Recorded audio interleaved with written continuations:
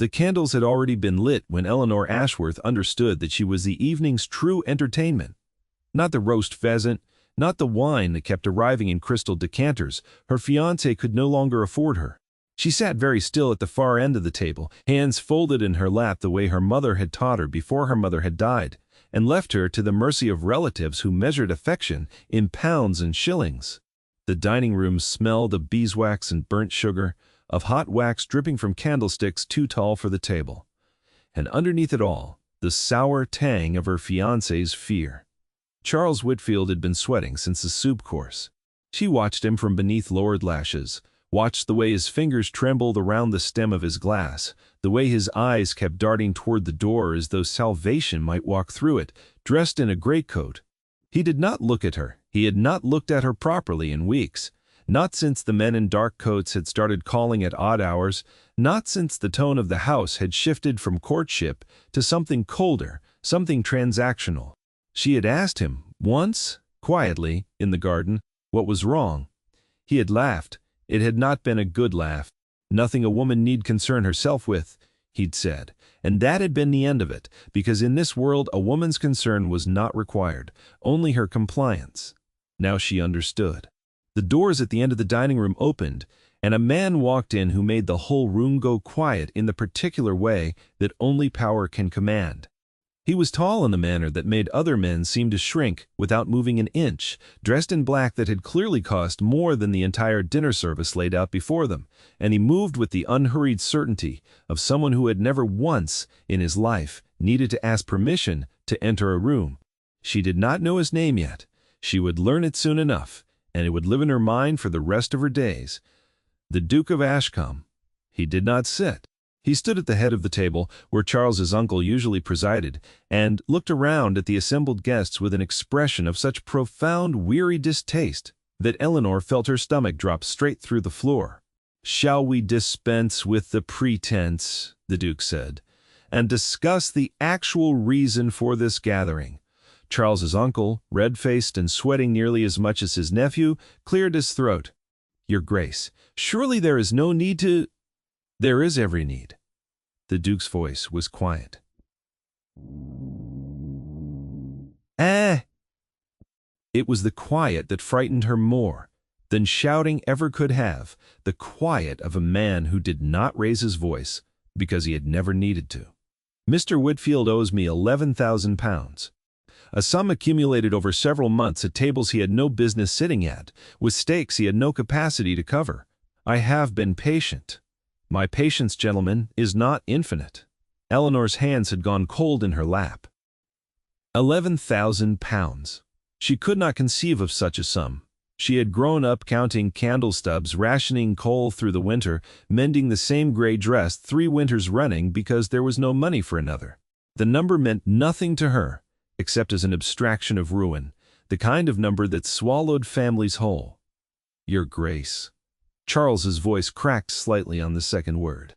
"I have been endeavoring to arrange—" "You have been endeavoring to avoid me for 6 weeks." The Duke's gray eyes swept the table once, briefly, before returning to Charles with the flat patience of a man examining an insect. "I am no longer interested in your endeavors. I am interested in resolution." And then, for the first time all evening, he looked at her. It was not a long look. It could not have lasted more than 2 or 3 seconds. But Eleanor felt it land on her like a physical weight, felt every eye at the table follow his gaze until she was the object of scrutiny for a room full of strangers who had apparently already discussed her fate over the fish course. "This is the young woman," the Duke said. It was not a question. Charles's uncle made a strangled sound. "Your Grace, I assure you this was never meant to, save your assurances for someone who values them." The Duke's attention had not left her face. "Miss Ashworth, I understand you are betrothed to Mr. Whitfield." She found her voice from somewhere very far away. "I am, Your Grace. And I understand further," he continued, and here his voice took on an edge she had not heard before, something sharper than contempt, "that in lieu of payment, Mr. Whitfield's family has offered your hand and the modest income attached to it through your late mother's estate as settlement of this debt." The room did not merely go quiet, it went dead. Eleanor felt every drop of blood leave her face at once. She had known, of course. She had suspected, for days had pieced together fragments of whispered conversations behind closed doors, had seen the calculating way Charles's aunt looked at her lately as though appraising livestock.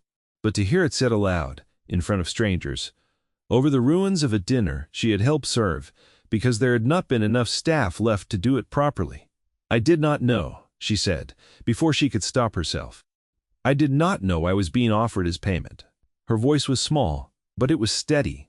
She had learned, over years of practice, how to keep her voice steady even when everything inside her was screaming.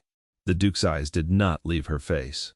Something moved behind them, something she could not name yet but would come to recognize in time as the particular fury of a decent man confronted with an indecent transaction, dressed up in polite language. "No," he said. "I did not imagine you did." He turned to Charles's uncle, and his voice, when it came again, was colder than anything Eleanor had ever heard directed at another human being. "You proposed to settle a gambling debt with a woman's marriage contract, as though she were a horse, or a parcel of land, or a set of silver to be handed across a table in exchange for your nephew's continued liberty. Your Grace, it is customary when a family cannot, it is customary among men who have forgotten they are speaking of a person." The Duke's jaw tightened. "Bring me the contract." There was a scramble, a rustle of paper, the scrape of a chair as someone hurried from the room and returned, moments later, with a leather folder that Eleanor recognized with a sick jolt. She had seen Charles's uncle working over it 2 nights before, candlelight throwing long shadows across his face as he wrote, and she had not understood then what he was writing. The Duke took the folder. He opened.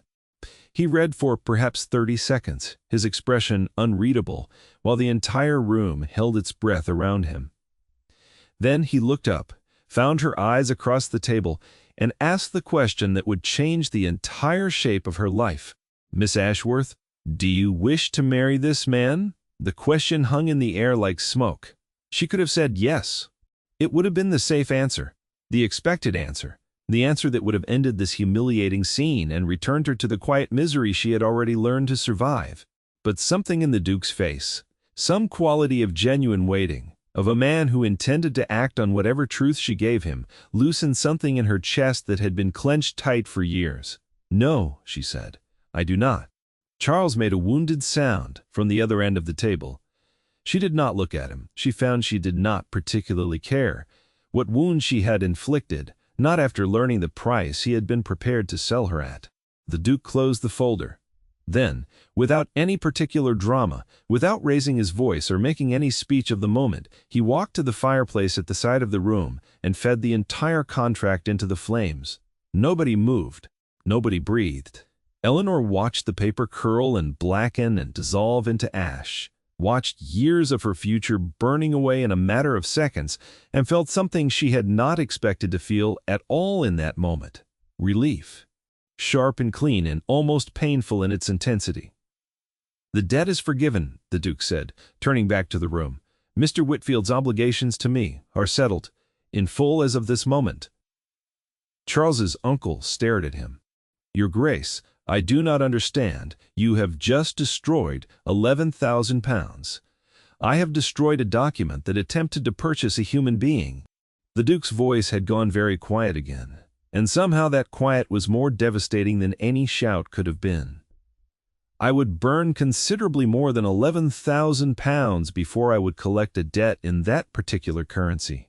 He looked at Eleanor again, and this time, when their eyes met, something passed between them that she would spend the following weeks trying to understand, trying to name, trying to convince herself she had imagined. "Miss Ashworth," he said, "I apologize for the manner of this evening. You did not deserve to be discussed as though you were not in the room, and you certainly did not deserve to be offered as settlement for another man's failures." She did not know what to say to that. Nobody had ever apologized to her for anything, not in the whole of her adult life. Apologies were not extended to poor relations, to women whose only value lay in the small income attached to their names. "Thank you, Your Grace," she managed.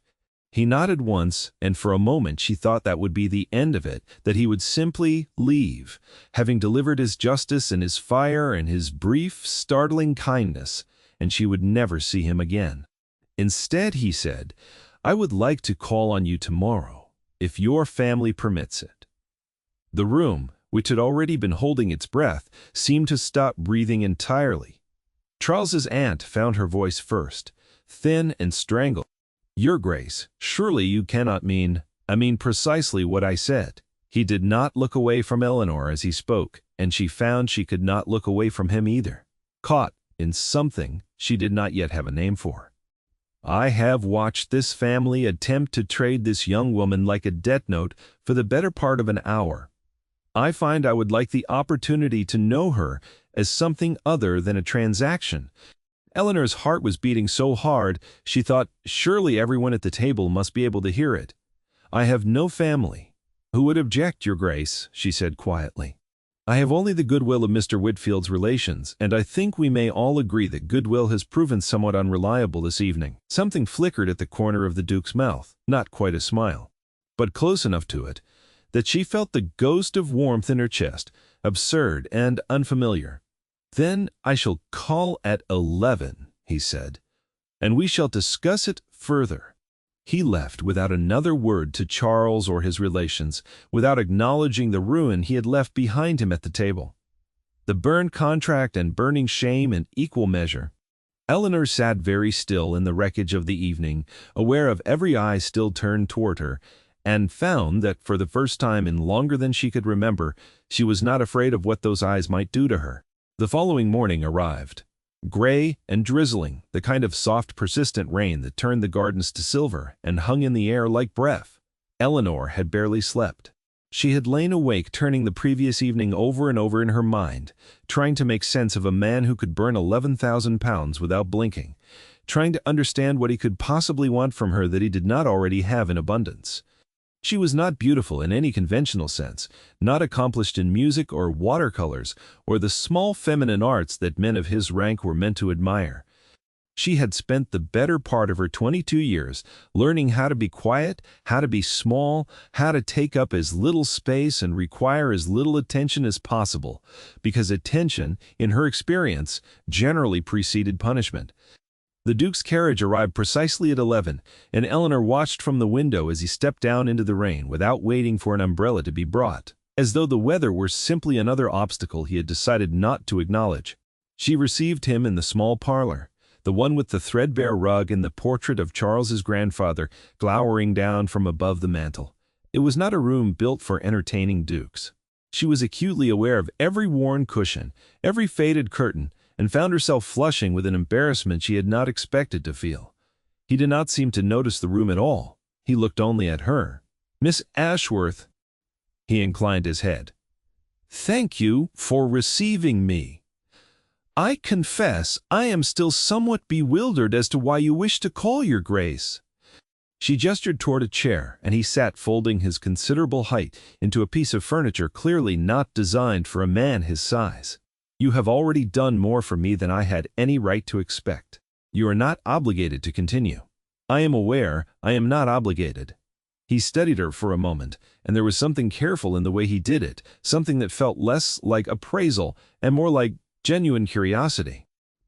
"I find I do not particularly care for obligation. As a motive for anything, I came because I wished to." That is a strange thing for a duke to say, if you do not mind my observing. "I am reliably informed," he said, and there was the faintest thread of dry humor beneath the words, "that I say a great many strange things. It has been suggested that I do not make jokes, and I am inclined to agree, but I have also been told that what I say in earnest is occasionally mistaken for wit, which I find I cannot object to, since the effect is much the same." Despite herself, despite the exhaustion and confusion of the previous night, Eleanor felt the corner of her mouth twitch upward. That is either a very clever thing to say or a very roundabout way of admitting you have no idea how to make conversation. Both, I suspect. He did not smile. Not quite, but something in his gray eyes warmed. "You have a sharper tongue than I expected, Miss Ashworth. Forgive me. I have had very little practice using it in company that welcomed the exercise." "Then, perhaps," he said, "you have simply not yet met the right company." They talked for the better part of an hour. He asked her questions that no one had ever thought to ask her before, not about her connections or her income or her suitability for marriage, but about herself, what she read, what she thought of the books she read, whether she had opinions about the state of the roads, the price of coal, the peculiar cruelty of a society that measured a woman's worth entirely in terms of what she might bring to a husband's household. She found herself answering more honestly than she had intended, drawn out by the quality of his attention, which felt less like the polite performance of interest that most gentlemen offered and more like actual listening, the kind that expected real answers and received them without flinching.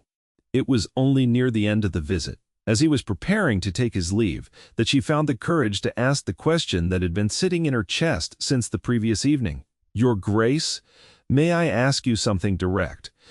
I would be disappointed if you asked anything else. Why did you truly come to that dinner last night? A duke does not typically concern himself with an £11,000 debt owed by a family as minor as the Whitfields. You could have sent an agent to collect, or simply written it off as beneath your notice. Why come yourself?" Something shifted in his face. For the first time since she had met him, she saw a flicker of something that might have been discomfort or grief or both at once. "That," he said slowly, "is a longer answer than I have time to give this morning. But I will tell you this much. I did not come merely for the debt. Then for what?" He was quiet for a long moment, and when he spoke again his voice had dropped lower, more careful. "There is a matter of some years' standing, Miss Ashworth, concerning your late mother's family, that I believe you are not aware of. I did not come to that dinner by accident. I came because your name, when it crossed my agent's desk in connection with Whitfield's debts, was a name I have been searching for since before my brother died." Eleanor's breath caught. "My mother's family? I know almost nothing of them. She died when I was 7. What I know of her people, I have pieced together from fragments, from things Charles's aunt let slip when she thought I was not listening. Then it may take some time to explain properly, but I promise you this." He rose, and for a moment he seemed to consider reaching for her hand before thinking better of it, folding his own hands behind his back instead. "I did not rescue you last night out of simple charity, Miss Ashworth, though the charity was genuine enough. I came because I believe you may be the answer to a question that has haunted my family for a very long time. And I intend to find out the truth of it, whatever that truth may cost me." He left her standing in the small, shabby parlor with her heart hammering and 1,000 new questions crowding out the relief of the night before. Over the following weeks the Duke called with a regularity that set the entire household on edge, and, slowly, carefully, pieces of the puzzle began to surface. It began with a locket. Eleanor had worn it since childhood, a small oval of tarnished gold containing a miniature portrait too, faded now to make out clearly, and a lock of hair she had always assumed belonged to her mother. She had never thought much of it beyond its sentimental value, one of the few possessions she owned outright that Charles's family had not managed to claim or sell. The Duke saw it during his 3rd visit, glimpsed the chain at her collar as she reached to pour tea, and went very still. "May I see that?" he asked, and something in his voice made her fingers tremble as she unclasped it. He turned it over in his palm, with the careful reverence of a man handling something sacred. "This crest," he said quietly, tracing the worn engraving on the back with one finger. "Do you know what it is?" "I always assumed it was decorative." "It is the seal of the Pemberton family." He looked up at her, and his gray eyes had gone very intense. "Miss Ashworth, my brother married a woman named Catherine Pemberton 11 years ago. She bore a daughter. Both my brother and his wife died in a carriage accident when the child was an infant, and the infant herself was reported to have died of fever shortly after, in the care of a distant cousin who had taken custody." Eleanor's chest had gone tight. "I do not understand what that has to do with me. Catherine Pemberton's maiden aunt was your mother's godmother. The connection is distant, but it is there recorded in family papers I have spent the better part of 2 years searching through. And the child who was reported dead, the child who would be, if she had lived, very near your own age, was never actually buried. There is no grave.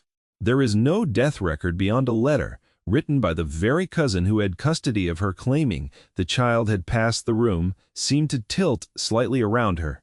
You believe I am that child?" "I believe," the Duke said carefully, "that it is worth investigating." I do not wish to raise false hope.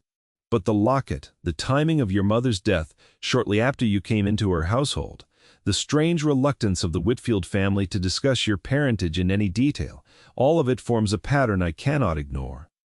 If this is true, Eleanor said slowly, working through the implications even as her mind rebelled against the enormity of them, then I would be my your brother's, daughter. I would be a Pemberton. Saf, you would be heir to the Pemberton estate, which has sat unclaimed and under trustee management for over 20 years, accumulating in value, waiting for an heir who was believed dead. Eleanor sat very still, the locket cold in her open palm, and felt the whole architecture of her understood life beginning to crack apart at the seams. It was her old nurse, tracked down through painstaking correspondence over the following month, who finally confirmed what the Duke had suspected.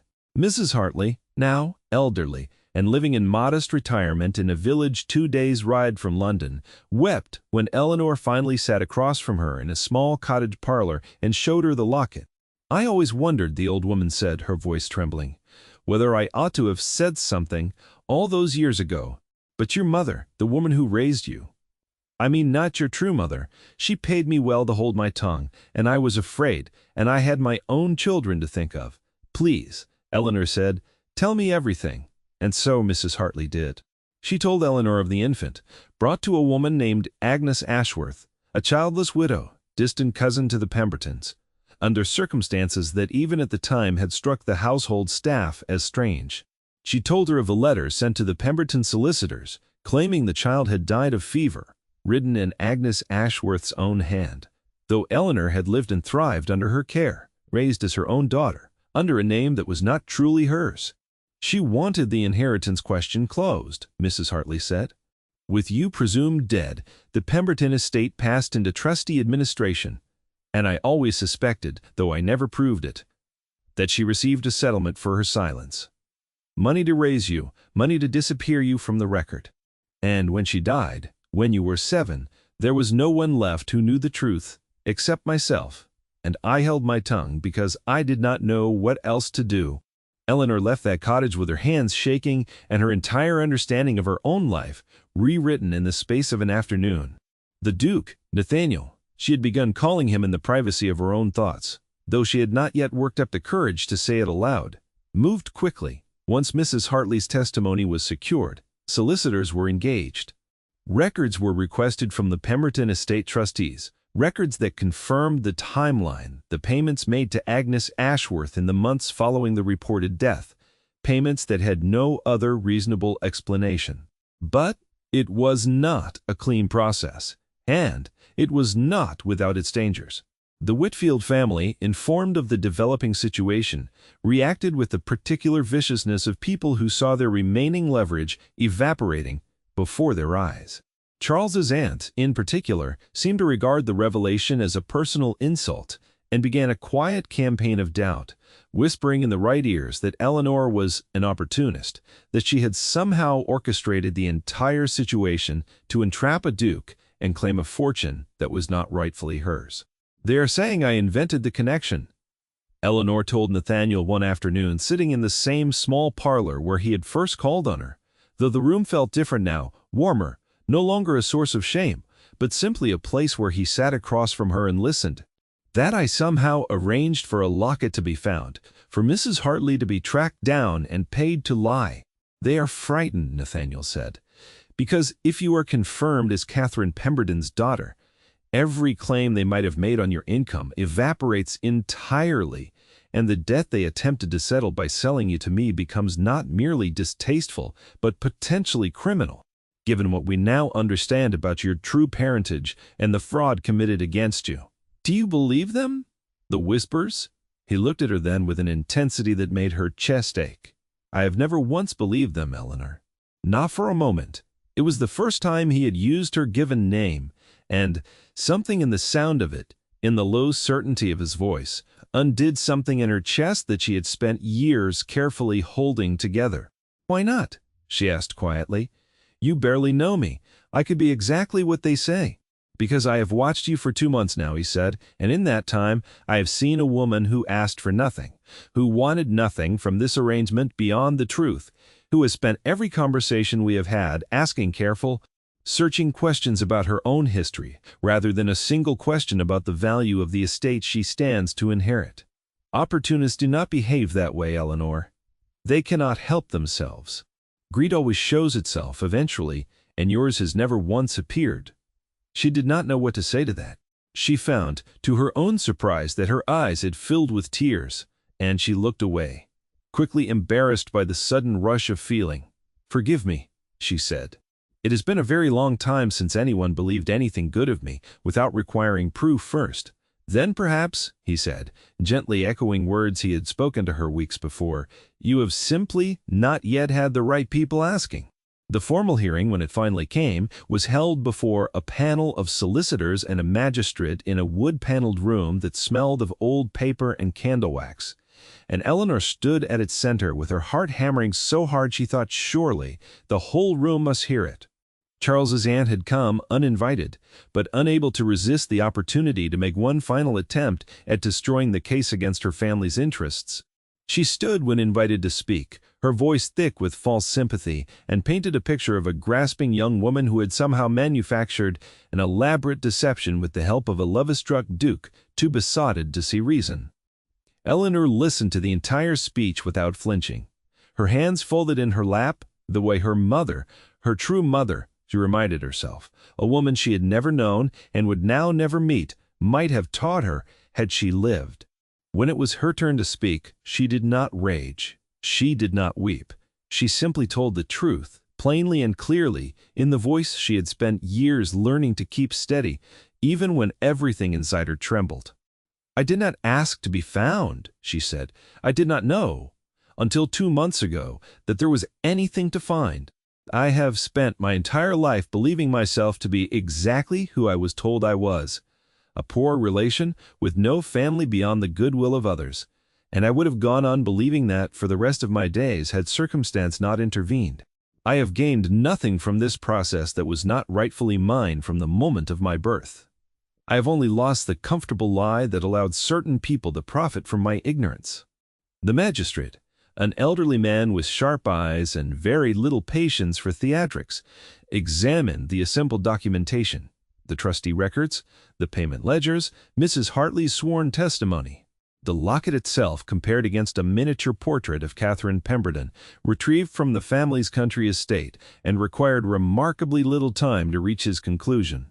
Eleanor Ashworth was, beyond reasonable doubt, Eleanor Pemberton, daughter of Catherine and the late Duke's brother, heir to an estate that had sat waiting for her for over 2 decades.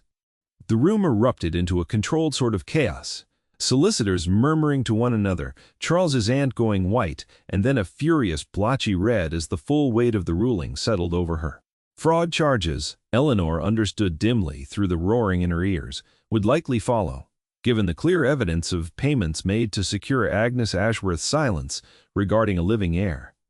And through all of it she found her eyes seeking out Nathaniel, standing near the back of the room, and found him already watching her with an expression of such open, unguarded warmth that she felt the tears she had been holding back finally spill over. He crossed the room to her, before the gathered crowd had even finished absorbing the magistrate's ruling. "Eleanor Pemberton," he said, and something in the way he said her true name, her whole name, made her chest ache with an emotion too large for the small wood-paneled room to contain. "I do not believe I have ever been so relieved to see justice served. I do not know what to feel," she admitted. 20 minutes ago I was Eleanor Ashworth, poor relation, and now I am told I am heir to an estate I have never seen, daughter to parents I never knew existed. It does not feel entirely real. It will, in time." He took her hand, gently, in front of the assembled crowd, in front of solicitors and magistrates and the furious remains of the Whitfield family, and did not seem to care in the slightest who witnessed it. "But there is something else I would like to say, and I find I do not wish to wait any longer to say it." Eleanor's breath caught. "When I first came to that dinner," he said, "I came because I suspected you might be the child my family had lost. I will not pretend otherwise. But somewhere in these 2 months of calling on you, of listening to you speak, of watching you meet every fresh horror of your own history with a courage I have rarely encountered in anyone, my reasons for wanting to remain in your life stopped having anything to do with inheritance or family obligation. He knelt, then, right there in the wood-paneled room, in front of solicitors who had gone quiet, with surprise and a magistrate who was pretending very hard not to watch. I am asking you to marry me, he said, not because it would be convenient, or because it would settle any remaining questions about your estate, or because society would consider it a fitting resolution to an unusual case. I am asking because I have never in my life met anyone whose company I valued the way I have come to value yours, and because I find I do not wish to spend another day without the certainty of you beside me.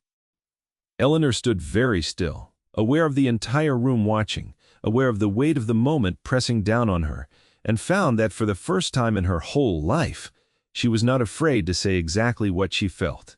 Yes, she said. Yes, I will marry you. The room broke into applause, scattered but genuine. Solicitors and clerks who had no personal stake in the matter beyond the simple human pleasure of watching a wrong made right and a story find its proper ending. They married 3 months later in the spring, in the small stone chapel attached to the Pemberton estate that Eleanor had inherited, restored now under her careful direction to something of its former warmth. She wore her mother's locket at her throat, the portrait inside finally cleaned and restored by a careful jeweler, so that for the first time in her life she could look at her true mother's face and see, faintly, the shape of her own features looking back. Mrs. Hartley attended, seated in a place of honor near the front, weeping openly through the entire ceremony. Eleanor had insisted on it, had insisted, too, on securing the old woman a comfortable pension for the remainder of her days, a small act of gratitude for a truth finally spoken after 20 years of fearful silence. Charles's aunt did not attend, for obvious reasons. The fraud investigation into Agnes Ashworth's estate, conducted posthumously, since the woman had died some years prior, had uncovered enough evidence of the original deception to strip whatever remaining reputation the Whitfield family had clung to. Charles himself had fled to the continent shortly after the hearing, his gambling debts and his family's disgrace following close behind him, and Eleanor found, when she thought of him at all, that she felt nothing beyond a distant, faded pity for a man who had never once considered her a person rather than a possession. The Pemberton estate, under Eleanor's direction and Nathaniel's steady support, became something neither of them had quite expected. She remembered too well what it meant to be hungry, to be cold, to be counted as a burden rather than a blessing, and she instituted changes across both estates, her own and the Ashcombe lands that would eventually merge under their combined household, that reflected everything she had learned in her years of quiet suffering. No servant went without proper wages, no tenant was evicted for a season's poor harvest without recourse. The kitchens ran on generosity rather than scarcity, and Eleanor made certain, with a fierceness that surprised even herself, that no child under her care would ever go to bed counting candle stubs the way she once had. A year after the wedding, in the depth of a mild autumn, Eleanor sat in the garden of the Pemberton estate with the locket warm against her throat and a new, quieter secret settled beneath her hand, one she had only confirmed with the physician that very morning. Nathaniel found her there, among the late roses, and something in her face must have told him before she said a single word, because he crossed the garden with an urgency she had rarely seen in him. "Eleanor, I have some news," she said, and could not quite keep the smile from breaking across her face. "It seems the Pemberton line and the Ashcombe line will have rather more of a future than either of us anticipated." His face, always so carefully composed in public, so guarded in the years before she had known him, broke open entirely with a joy she had never seen on him before, not even on their wedding day. "A child," he said softly, and reached for her hand, holding it the way he had held it that first day in the wood-paneled hearing room when the whole world had finally agreed to tell her the truth. "A child," she confirmed. "Born free, Your Grace. Born knowing exactly who she is, from the very first day of her life. No locket required to prove it." He laughed, low and warm, and pressed a kiss to her hand that lingered far longer than propriety strictly required, though there was no one left in either of their lives who would ever again dare to comment on it. "Then I suppose," he said, "we shall have to make certain the world is kind enough to deserve her." Eleanor looked out over the garden at the roses her mother had once tended in a life cut tragically short, at the estate that was rightfully hers, at the husband who had burned a contract to ash rather than see her traded like property, and felt, for the first time in all her 23 years, the full and total certainty of belonging exactly where she stood. Thank you so much for staying with us until the very end of Eleanor's story. If you found yourself holding your breath when that contract went into the flames, or if you felt your own heart lift when Nathaniel knelt in that crowded room, we would love to hear about it. Tell us in the comments which moment moved you the most, and let us know which city you're watching from tonight, because it always warms us to know how far these stories travel. If you enjoyed this journey, please consider subscribing so you never miss the next one. Until then, from all of us here, good night and sweet dreams.